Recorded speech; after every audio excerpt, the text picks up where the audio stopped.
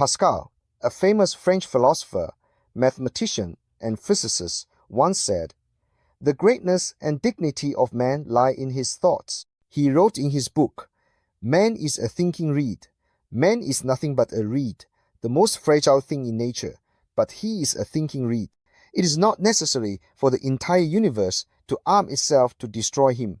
One breath or drop of water is enough to strip him of his life. But even if the universe wants to destroy him, he is much nobler than the universe that killed him.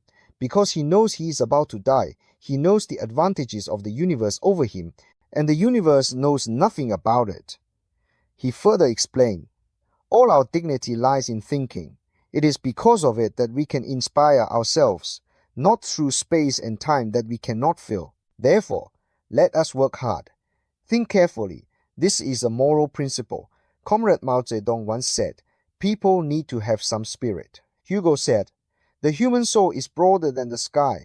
American mathematician Gallo conducted a survey of 300 famous scientists over the past 3 centuries and found that, except for 38 who could not determine their beliefs due to insufficient data, out of the remaining 262 people, 242 92.4% had a clear belief, while only 27.6% had no clear belief. Beliefs are different from faith, and the scope of faith is broader. Nietzsche believed that faith is not wanting to know what the truth is, and faith is first understanding what one believes. Meaning is the possibility of understanding. Belief can profoundly influence a person's mental state and is the core of values, outlook on life, worldview, and morality.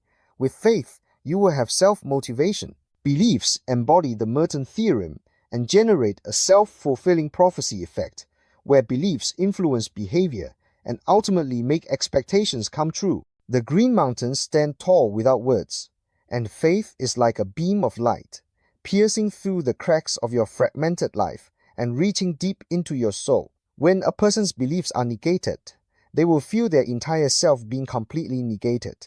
Merton's theorem, also known as self-fulfilling prophecy, is a sociological theory proposed by American sociologist Robert King Merton. Simply put, people's actions unintentionally contribute to the occurrence of something because they believe it will happen. Its essence is belief-driven behavior.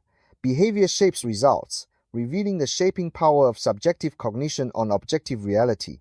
Belief is also a form of humanistic care. People need an ultimate care that allows them to find infinity within their limitations.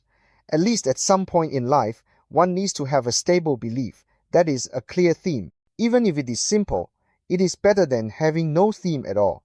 The best state is to maintain your own unique rhythm and melody in the flow of time and space. The power of faith is great because it includes the power of faith, the power of thinking, the power of optimism, the power of longing, the power of perception, the power of choice, the power of imagination, the power of wisdom, the power of concentration, the power of giving, the power of determination, the power of persistence, the power of learning, the power of will, the power of realm, the power of language, the power of love, the power of truth, goodness and beauty, the power of action, and so on. Because of faith, we possess the same power and ability as our Creator, God. We can imagine, contemplate, reflect, believe, create, be brave, and motivate ourselves to move forward. Why do we have beliefs? Mainly due to the brain's pursuit of power and control, as well as a lazy tendency towards simplifying complex worlds, bounded rationality. Belief makes us feel more controllable about things, while simplifying the complexity of the world. It is like a ruler, quickly distinguishing things that conform or do not conform to beliefs, reducing the burden of thinking on the brain, avoiding overthinking, and thus saving energy. Schopenhauer once said, "Material desires are like seawater. The more we drink, the more thirsty we become."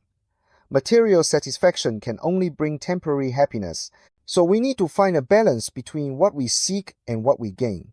He believes that the most profound and lasting happiness comes from the spiritual level. The strength of an individual's spiritual power determines to what extent we can feel and experience happiness. In his view, the money and wealth you possess, as well as others' perceptions of you, reputation and status, are external and merely means and tools to attain happiness rather than happiness itself. Only your personality traits and self-awareness, including a healthy body, intelligent mind, optimistic personality, and noble character, are what you truly possess, and these truly determine your ability to perceive and possess happiness. Zhuangjian said, "Things are things, but not things." This means controlling external things without being enslaved by them. People often understand happiness as having something, having a car, a house, money, and power. But true happiness is actually nothing, no worries, no illnesses, and no disasters. There is for others to see. Nothing is for oneself. Philosopher Epictetus pointed out, "What troubles us is not the thing itself, but our perception of it. Happiness depends on how we define it in our hearts." The ancient Chinese scholar Li Yuko, c. 450 BC, 375 BC, also said, "If you don't go against fate, why envy longevity? If you don't be proud, why envy fame? If you don't want power, why envy status?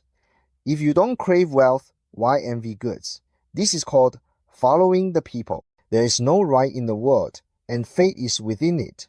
This means, if you don't go against the will of heaven, why envy longevity? Why should we envy fame if we don't value nobility? Why envy status if you don't seek power? Why envy wealth if one is not greedy for it? This kind of person who conforms to nature is unbeatable in the world. The person who can completely control their own life is the truly happy one. Belief profoundly influences life experience as it constitutes the underlying logic of our thoughts and actions. Belief is also a deeply ingrained system of ideas, which can be seen as a hypothetical system. For example, those who believe they are naturally not good at socializing, sports, or mathematics usually do not actively make friends, persist in exercising, or delve into difficult problems. For example, people who hold the belief in money first may still feel unhappy even if they earn a lot of money, and they will only attribute it to not earning enough without questioning the belief itself. Aristotle divided the joy of life into three types: pursuing sensory pleasure, becoming a free and responsible citizen, and becoming a thinker and philosopher.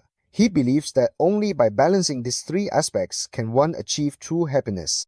Teacher Wang Difeng said, "If the majority of members of a nation lose their ideals in life, or only pursue animal-like desires as their ideals, a state of rampant human desire, then they have lost their true struggle in life, that is, the struggle to elevate themselves to the height and dignity of human beings."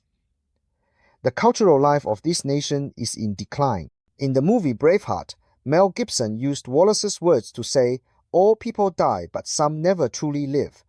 I am Wu Huaiyu, a PhD from the Chinese Academy of Sciences and a postdoctoral fellow from Peking University, and the founder of AI Philosophy.